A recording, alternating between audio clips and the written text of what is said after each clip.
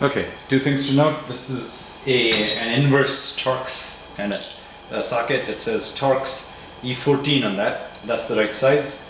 And the part number on these bolts, by the way, just for reference, is 078103039F. Here we go. That's the bolt.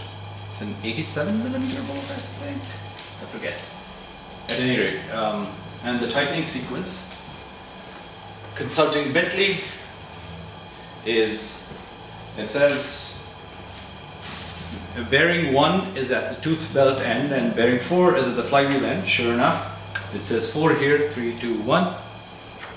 And stage 1, tighten all bolts in the sequence shown, 1 through 16. And there is a funky sequence here. I don't know if this is going to be visible on video, but I will. I'll probably put an image of this into the video. And I'm going to do that in that sequence. And it says to 30 Newton meters. So let's see here. This is the sprocket end.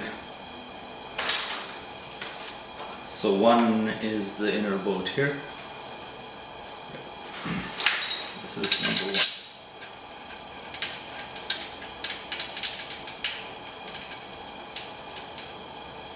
So I'm going to just insert all of them first.